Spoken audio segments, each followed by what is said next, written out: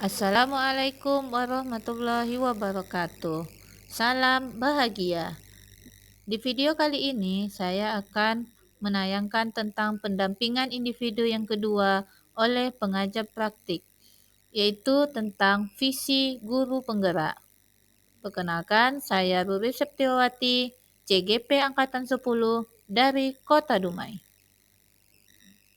Adapun yang menjadi fasilitator saya selama mengikuti CGP adalah Ibu Nur Hasna MPD. Sedangkan pengajar praktik saya yaitu Ibu Dian Puspita SPD. Baiklah, mari kita saksikan proses pendampingan individu kedua sebagai berikut. Kebetulan semalam Ibu Nuri mengatakan bahwa Ibu kepala sekolah keluar ya Pak ya, jadi digantikan oleh Pak Rudi. Baik, Bapak Tomat, Pak Rudi sebagai wakil dari kepala sekolah yang saya hormati Ibu Rudi sebagai CP dan Bapak Ibu-ibu yang manis-manis semuanya. Salam kenal, nama saya Dian Puspita. Saya pengajar praktik angkatan 10 Kota Dumai. Alhamdulillah saya diberi kesempatan untuk mendampingi Ibu Nuri sebagai pengajar praktiknya. Kebetulan Ibu Nuri adalah pembimbing angkatan 10. Saya mengajar di SD 017 Purnama. Saya guru SD dan Bapak Ibu. Jadi saya datang ke sini adalah melakukan pendampingan individu kedua, yang mana temanya itu adalah menjabarkan atau melihat visi dari guru penggerak. Jadi Bu Nuri ini sebagai guru penggerak, dia memiliki visi yang dia kembangkan untuk dirinya dan untuk hasil seperti itu. Jadi nanti mohon kerjasamanya, kita saling melihat presentasi dari Bu Nuri sebelumnya. Mungkin ada sambutan dari Pak Rudi. Lanjut saja. Oke, berarti kita lanjut saja ya Bapak Ibu ya Pak ya.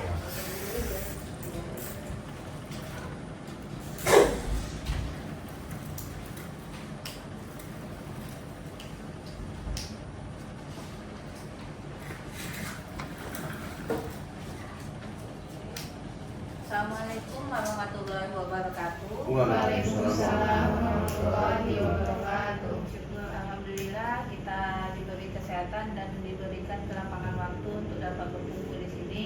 Alhamdulillah Bapak Ibu sehat? Alhamdulillah. Luar biasa. Luar biasa ya. SMK Perikanan? Bisa.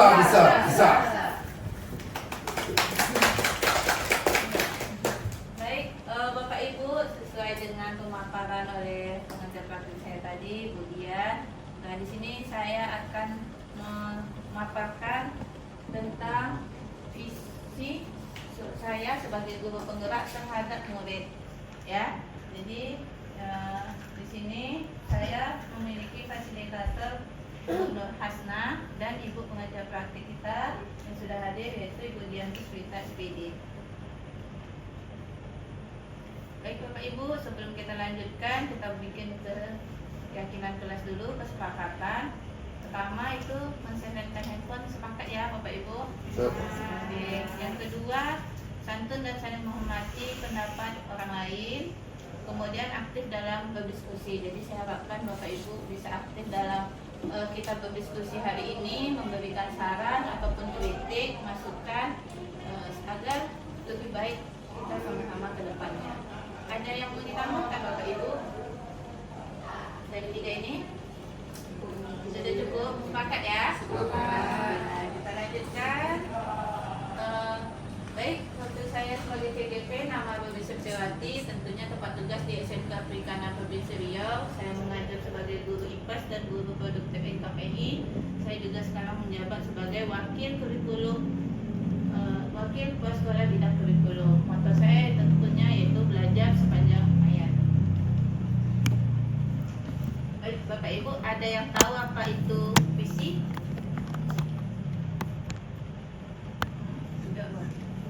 Visi, silakan Bu Dewi. Visi tujuan oleh satuan kelompok. Oke, yang lain ada pendapatnya?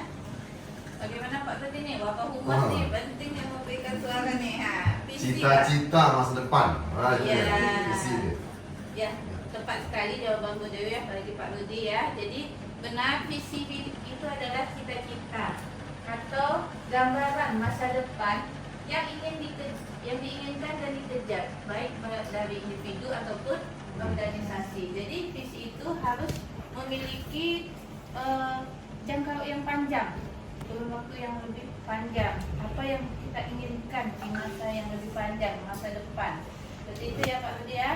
Nah, di sini juga harus kita ingat ada nilai-nilai. Jadi di dalam visi tentu ada nilai-nilai yang akan kita capai itu apa sih? Kemudian sasaran kinerjanya apa? Dan juga harus lebih spesifik, dapat diukur, dapat dicapai tentunya, relevan, dan memiliki waktu. Yang jelas dapat dipahami oleh semua anggota organisasi. Sepakat ya Bapak Ibu? Oke. Nah, untuk itu sebelum kita membuat visi, kita harus ada kalimat-kalimat yang bisa memberi inspirasi kita, bisa menjadi pemantik kita dalam menyusun visi. Disebutlah kalimat rumpang. Kalimat rumpang itu adalah kalimat yang hilang bagian awalnya atau bagian akhirnya atau bagian tengahnya. Nah, untuk menyusun visi di sini kita fokuskan pada kalimat rumpang ini. Kita memimpikan murid yang seperti apa. Kita percaya bahwa murid adalah, oke Bapak Ibu ya. Nah, untuk itu saya mohon kepada Bapak Ibu, nanti saya berikan sedikit notnya. Tolong diberikan dulu pendapat Bapak Ibu. Skip. Oke. Ya Bapak Ibu, silakan Bu Olip. Menurut Bu Olip apa yang pertama? Murid yang seperti apa yang Ibu mimpikan?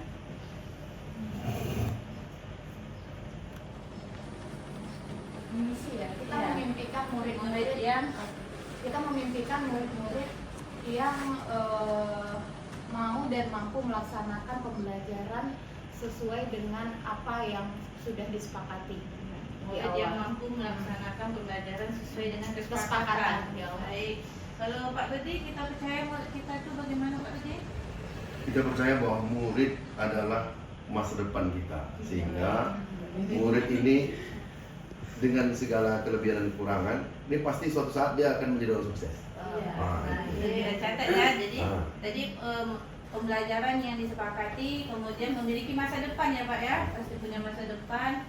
Kemudian Ibu Tri tolong dibantu yang ketiga.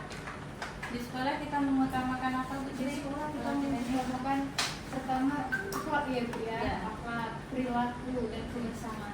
Iya, akhlak, perilaku dan Kebersamaan. kebersamaan. Oke, kita tampung dulu. Bu Dewi, tolong dibantu jawabannya. Mengenai di sekolah kita. bahwa sekolah adalah tempat murid dan mimpinya. Iya, sekolah adalah tempat menjaga mimpinya. Yang terakhir Bu Nadia, bagaimana Bu Nadia? Kita dan warga sekolah ini paham bahwa Kita dan warga di sekolah ini paham bahwa kita sama-sama punya tujuan yang sama, yaitu untuk membangun nama sekolah yang baik, membangun masa depan bersama. Karena kan tidak hanya murid, guru juga berperan untuk masa depan siswa. ya, baik, terima kasih kawan-kawan semua.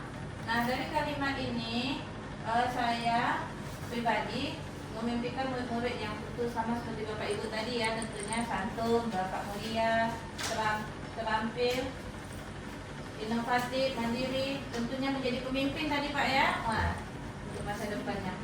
Dan kita percaya juga bahwa murid pasti punya potensi, punya bakat ya Bapak Ibu.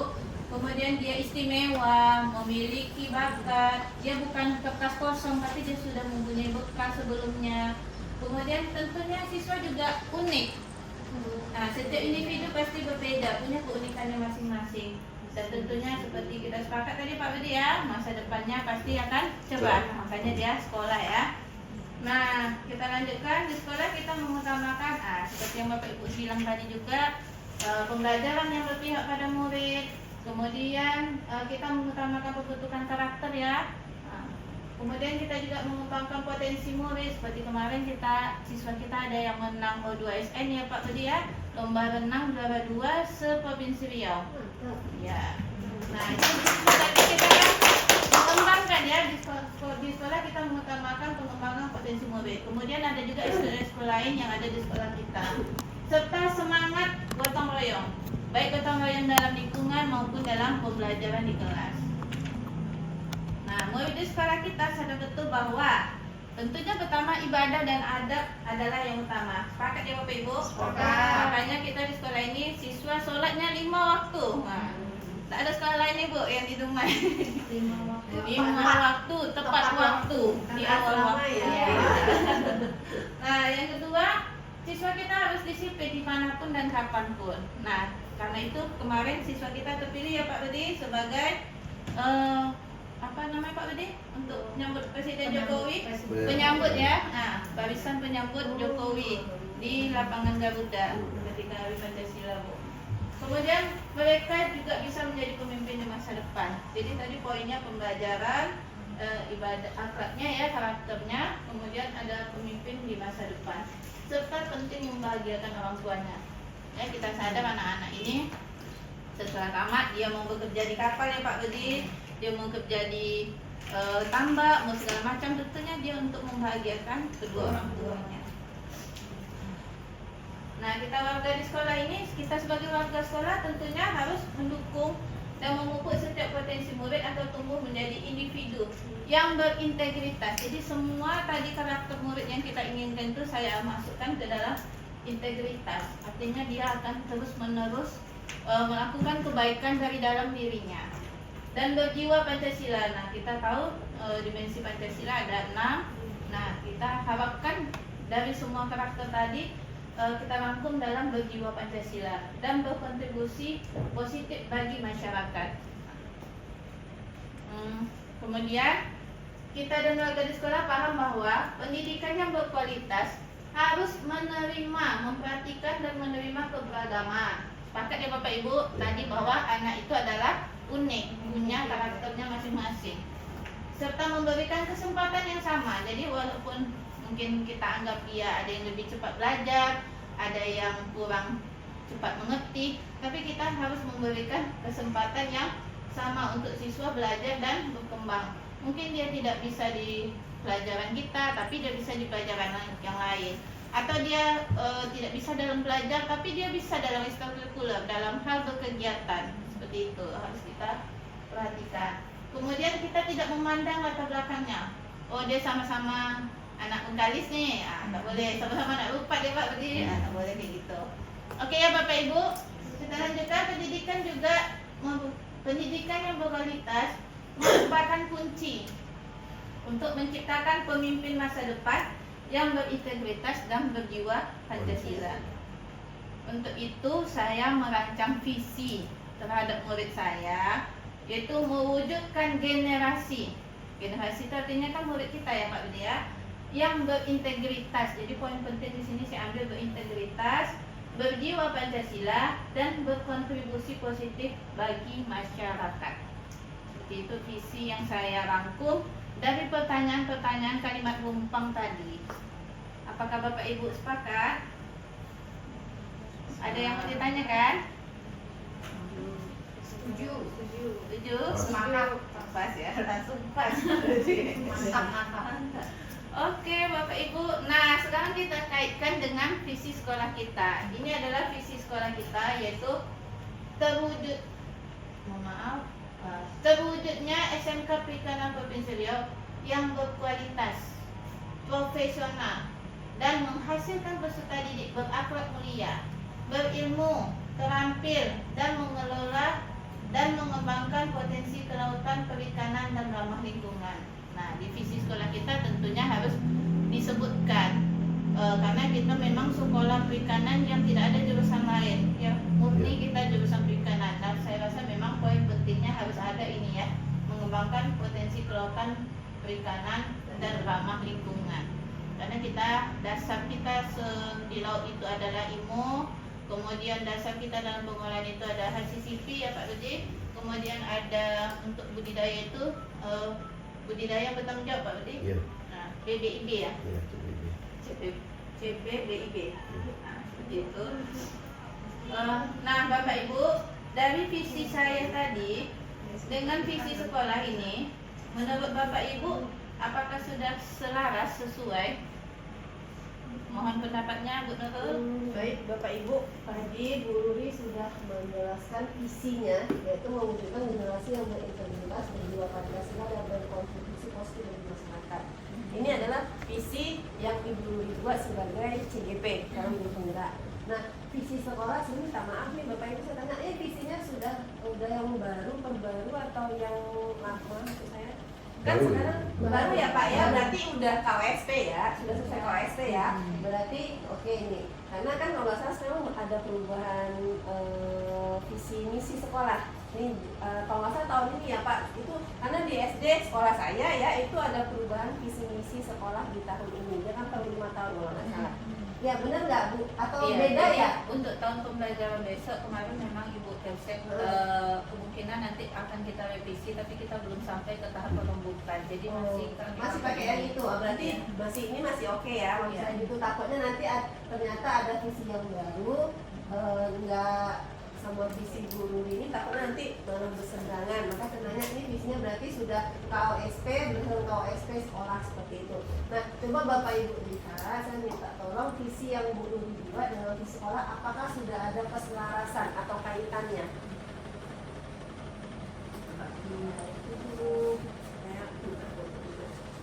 Saya sambil dulu nggak apa-apa ya.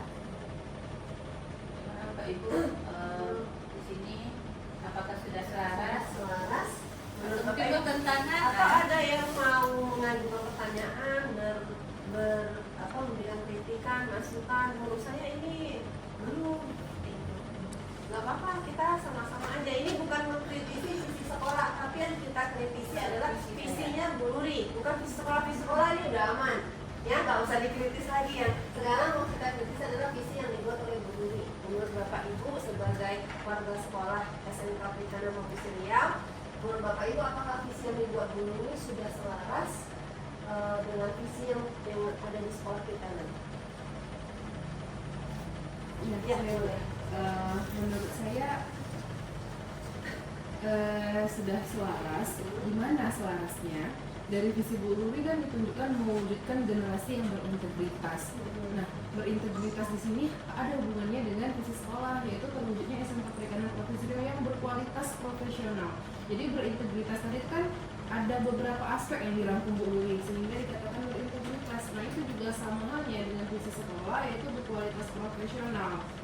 Nah, untuk menghasilkan peserta didik yang berakhlak mulia, berilmu, terampil mengelola. Nah, itu juga masuk dalam jiwa-jiwa Pancasila kita, seperti berakhlak mulia berarti kan sila pertama Pancasila. Berilmu, terampil mengelola dan lainnya itu juga masuk dalam karakter-karakter Pancasila. Lalu kontribusi positif bagi masyarakat juga ada dalam visi sekolah kita, yaitu mengelola dan mengembangkan potensi kelautan perikanan dan ramah lingkungan. Jadi tidak hanya untuk masyarakat yang menggunakan lingkungan, kalau kita kan ada ramah lingkungannya, tapi juga ke masyarakatnya sendiri dan sekitar masyarakatnya begitu. Jadi ada ramah lingkungannya, potensi kelautan perikanan itu kan ke masyarakat yang menggunakan lingkungannya gitu. Jadi menurut saya sampai di sini sepemahaman saya itu matching antara visi matching bahasa gaulnya bahasa gaulnya matching visi Bu Nuri sebagai CGP dengan visi sekolah kita. Oke, terima kasih Ibu. Yang lain, Bapak Ibu yang lain, mungkin Pak Adi ada masukan? Sementara Oke ya Pak, yang lainnya bagaimana? Setuju? Setuju. Alhamdulillah, berarti visi yang dibuat oleh Bu Nuri dengan visi sekolah itu sudah selaras. Sebenarnya ya, akar Bu Nuri membuat visi dirinya, berarti visi pribadi ya, itu berakar dari visi sekolah. Berarti makanya saya tanya, selaras nggak? Kalau tidak selaras berarti Bu Nuri membuatnya di luar dari visi sekolah. Nah, ini alhamdulillah sudah selaras, berarti Bu Nuri mengembangkan visi misinya itu yaitu dari visi sekolah. Oke, boleh beri tepuk tangan Bapak Ibu. Terima kasih Bu. Nah, di sini saya juga seperti yang disampaikan Ibu Dian tadi, memang saya mengambil inspirasinya juga dari visi sekolah, yaitu terdapat keselarasan antara visi saya itu, yaitu sama-sama bertujuan untuk mengembangkan generasi muda yang berintegritas, berjiwa Pancasila dan memberikan kontribusi yang positif. Kemudian mengembangkan potensi kelautan perikanan. Ini sejalan dengan keahlian yang dimiliki siswa-siswa di SMK Perikanan. Kemudian juga SMK Riau dapat menjadi wadah yang tepat bagi saya untuk mewujudkan visi dan mengembangkan karakter dan kompetensi peserta didik secara holistik itu secara keseluruhan. Gitu. Setuju ya Bapak Ibu ya? Tadi lambat jelasinnya ini Bu Nuri. Oke, berarti dia dijelaskan secara gamblang ya Bu ya. Kenapa dia menyatakan bahwa visi yang dibawa Bu Nuri selaras dengan visi sekolah ini nantinya. Dan saya rasa matching apa yang Bu siapa tadi? Bu Nurul, matching apa yang dengan Bu Nuri ini memang sejalan, alhamdulillah. Berarti sudah matching, udah kena dia. Alhamdulillah. Ibu. Nah, prakarsa tentunya dalam membuat visi kita perlu melakukan prakarsa perubahan atau kegiatan apa sih yang mau kita lakukan agar visi kita itu terwujud. Nah, ada kegiatan-kegiatan kecil yang tentunya itu akan mendukung visi kita itu terwujud. Nah, itulah yang disebut dengan prakarsa perubahan. Di sini saya mengambil perubahan yaitu dengan program unggul saya, program literasi keuangan dan kewirausahaan siswa cermat. Cermat itu apa? Cerdas, ekonomi, ramah masyarakat, aktif dan terampil. Nah, jadi ini prakarsa perubahan saya. Kenapa saya mengambil di bidang kewirausahaan dan keuangan? Karena terutama kita ini kan siswa SMK ya. Tentunya memang mindset kita adalah menghasilkan siswa yang pertama itu dapat bekerja, kemudian berwirausaha. Nah, bekerja dan berwirausaha ini tentu harus punya uang ya kan, punya modal, nggak mungkin nggak punya modal. Nah, jadi untuk kita dapat membuat suatu prakarsa perubahan, kita harus memikirkan dulu nama konsepnya yaitu atap. Atap itu apa? Kita harus pikir dulu aset yang kita punya itu apa sih, kemudian tantangan yang kita hadapi itu apa, aksi apa yang akan kita lakukan dan perubahan apa yang kita inginkan. Nah, di sini saya dalam merancang prakarsa tadi saya mengingat guru dan siswa itu pasti kreatif, inovatif. Buktinya apa? Di sini siswa banyak yang berdagang Bu. Iya ya. Bedagangnya ada, mungkin dia kawannya kan namanya di asrama ya Bu. Butuh ini, butuh itu. Ada yang menyuplai, Oh gitu. saling mencukupi. Baru tahu saya beneran. Hobi berdagang di sini Bu. Alhamdulillah. Termasuk guru. Barang dan jasa. Barang dan jasa. Ya betul ya. Terutama jasa. Terutama apa utama tadi Bu. Oh, berarti memang diperbolehkan ya. Ya, kayak ada minimal dia Nggak apa-apa kita sharing ya kan. Iya. Di sini saya kan baru tahu tuh. Berarti contohnya memperbaiki baju temennya Nah, yang menjahit iya, itu iya, ya. nanti Mencuci. dipakai temannya.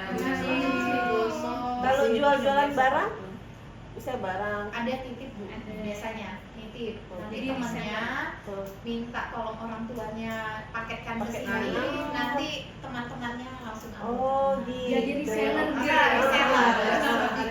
Karena siswa kita ini kan nggak semuanya anak Dumai Bu, banyak anak jauh. Mungkin dia ada yang butuh kebutuhannya cepat, minta tolong sama anak yang tinggal di Dumai, orang tuanya di Dumai gitu. Kalau di pembelajaran ekonomi, bukan ekonomi ya, kegiatan ekonomi di SD namanya distributor.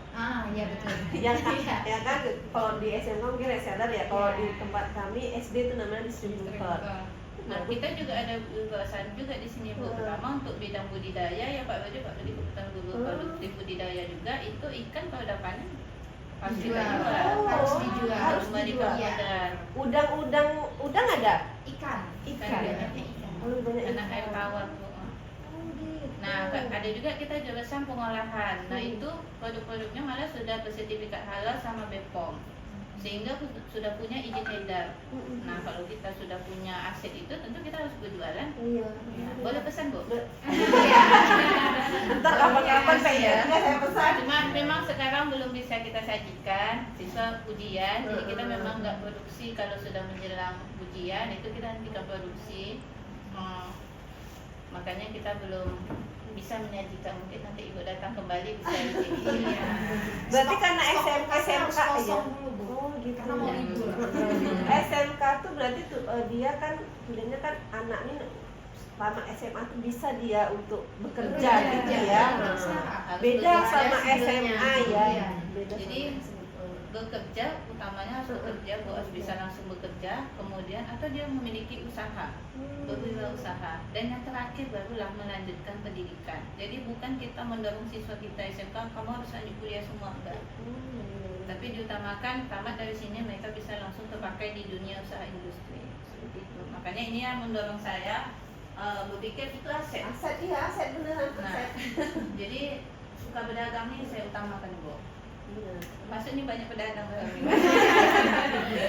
Nggak apa-apa loh jauh Harus dari dulunya dulu ya. Iya, Wajah-wajah cuan teladan.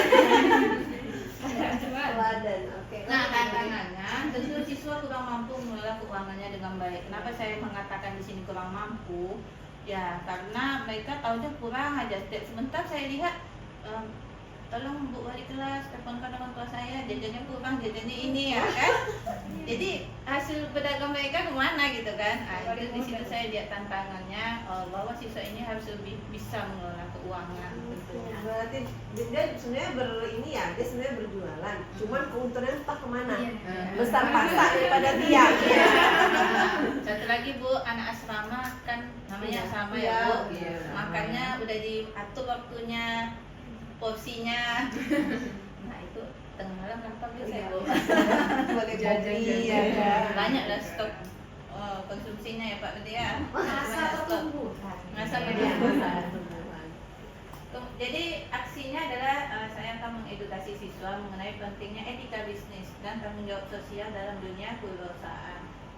Nah, siswa yang bertanggung jawab diharapkan dari Prakarsa Perubahan ini siswa yang bertanggung jawab dengan keuangannya secara mandiri tentunya. Oke.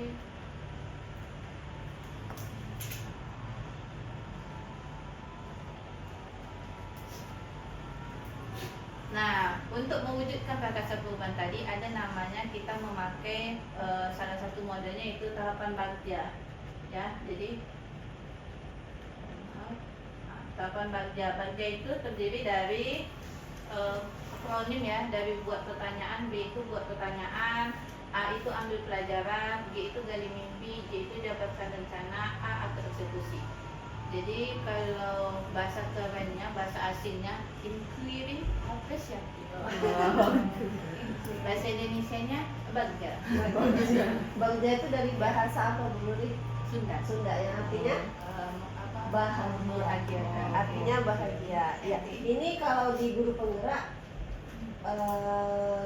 tahapan bagja ini dipakai terus. Pakai terus. Atap tadi itu kalau simbolnya seperti ini.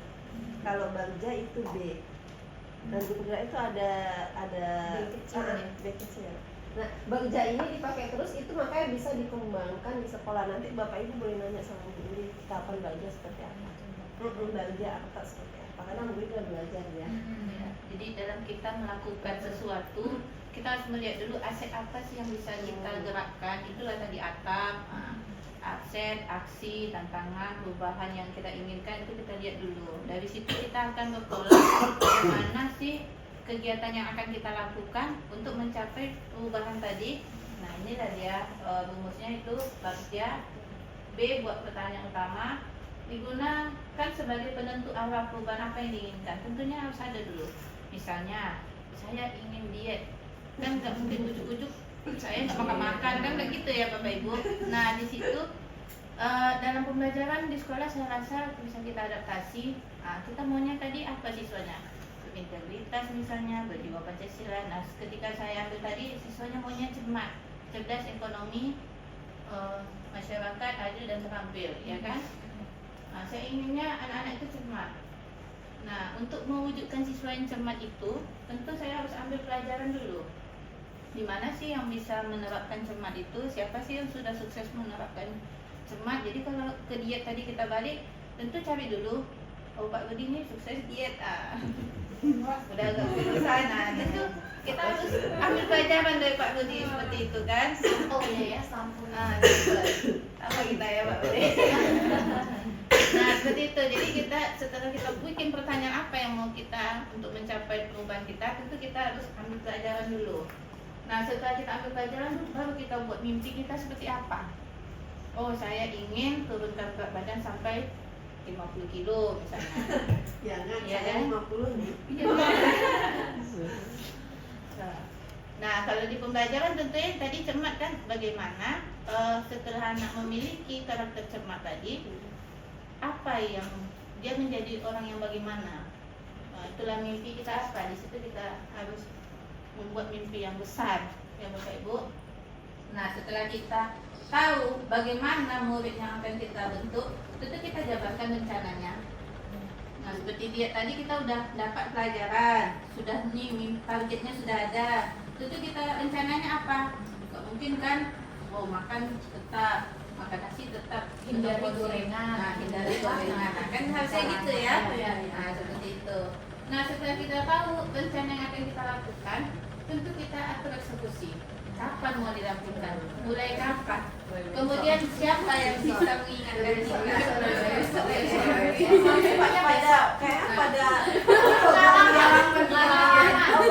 Iya, makanya kalau saya paham dia tuh nggak paham cepat. tangkap ya. Nah, oke Bapak Ibu, untuk itu kita lanjutkan dengan dengan rencana saya untuk tadi cermat tadi ya. Jadi program literasi keuangan dan kewirausahaan siswa cermat. Tentu pertanyaan utama saya adalah bagaimana siswa dapat memahami dasar-dasar pengelolaan keuangan dengan cara yang menarik. Ya, siswa kita kalau kita kasih tahu, nah kamu harus hemat, harus nabung. Kalau cuma ngomong kita aja nggak tertarik ya Bapak Ibu. Nggak masuk Nah, ya. nggak masuk. Tentu dia nggak akan masuk. Ternyata nggak di SD aja ya. Nah, Iya ya. Pada umumnya begitu. Enggak, berarti SMK, saya kira SMK tuh lebih paham gitu loh. Sekali kita ngomong aja sekali, ngerti gitu. Kalau gitu nggak jadi sekolah loh Bu. Orang tuanya cukup ngasih tahu di rumah. Nah, jadi memang pendidikan itu kan memang harus diulang-ulang, berulang, dibiasakan dan diulang-ulang. Nah, inilah cara yang menarik. Jadi pada kunci sini cara menarik. Kemudian apa nilai-nilai etika bisnis yang harus ditanamkan dalam setiap proyek kewirausahaan? Nah, kewirausahaan itu adalah mata pelajaran wajib juga Bu di SMK, baik kelas 2 dan kelas 3 ya. Kelas 1 itu semuanya pemahaman dasar dulu. Di kelas 2 dan 3 itu lebih dikembangkan, memang ada nama pelajaran sendiri kewirausahaan, dan kebetulan saya juga guru kewirausahaan, makanya saya ambil itu. Oke, nomor 3 itu bagaimana cara melibatkan siswa aktif dalam setiap tahap proyek kewirausahaan. Nah, untuk menjawab pertanyaan ini, yang saya harus selidiki adalah mengadakan sesi brainstorming dengan siswa dan guru untuk mengidentifikasi kebutuhan literasi keuangan. Jadi membuka pikirannya dulu. Nah, apa sih itu keuangan? Mengapa sih penting harus belajar keuangan? Gitu. Kemudian melakukan survei kepada siswa tentang pemahaman mereka terhadap etika bisnis. Jadi bisnis itu ada etikanya. Kita tidak boleh sikut menyikut, ya kan? Harusnya kita saling mendukung. Nah, itu yang kita survei dulu Bu. Jadi di awal ini kita lakukan survei. Siswa ini betulan nggak paham dengan etika bisnis atau sudah seberapa persen yang sudah paham?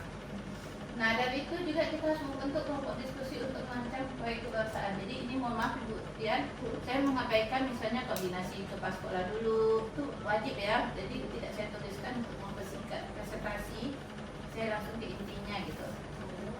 Kemudian diambil pelajaran, tentunya pertanyaan romantiknya adalah apa pengalaman terbaik siswa yang dialami siswa dalam mengelola keuangan pribadi ataupun dalam kelompok. Kemudian apa contoh proyek kewirausahaan yang sukses di sekolah lain yang bisa jadi inspirasi? Apa tantangan utama yang dihadapi siswa dalam memahami literasi keuangan? Nah, ini data-data penyelidikan. Ada yang mau ditanyakan Bapak Ibu? Tanya Pak Budi. Pak Budi. Ada Bapak Ibu?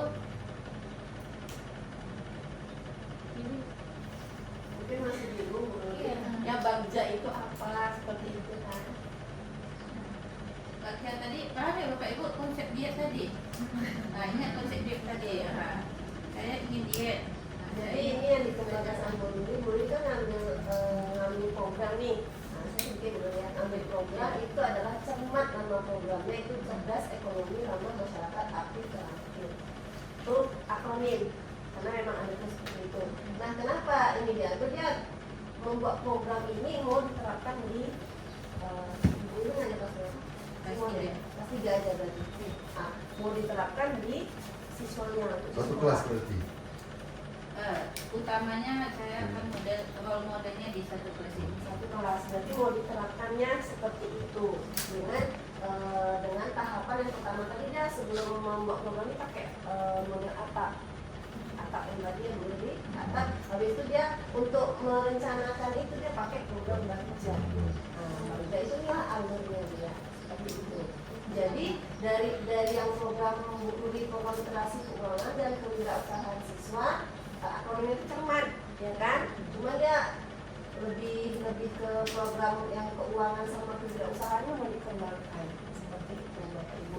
Udah dikembangkan atau belum? Belum berarti rencana ya. Pak Rudi ini baru rencana, Pak Rudi. Bagaimana menurut pendapat Pak Rudi? Jalan terus. Jalan terus. Jalannya Bapak Ibu bagus? Atau mau ditambahin lagi nih nggak sesuai nih di sekolah kita? Atau mau bagaimana kan?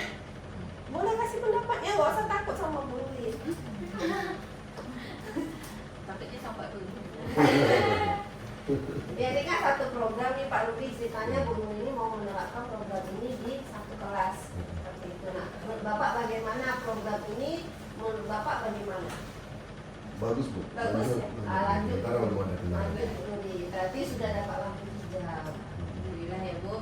Nah di sini kita ada sampai tahap atau eksekusi apa yang tentu pertanyaannya muncul, bagaimana cara mengimplementasikan rencana proyek ini agar dengan siswa dengan efektif. Kemudian apa strateginya, bagaimana cara mengevaluasinya. Jadi kalau kita sudah merencanakan, kita lakukan, itu harus kita evaluasi dan refleksi. Nah tentunya tindakan yang akan saya lakukan itu membentuk tim pelaksana dengan peran yang jelas setiap anggota. Jadi mungkin nanti saya akan meminta bantuan Bapak Ibu di sini juga untuk terutama Pak Budi ya, Humas. Tentu saya akan butuh narasumber dari luar. Mohon bantuannya Bapak Humas untuk menghubungkan ya Pak Budi ya. Kemudian menyediakan dukungan dan bimbingan selama pelaksanaan proyek, tentunya ini dengan izin kepala sekolah juga.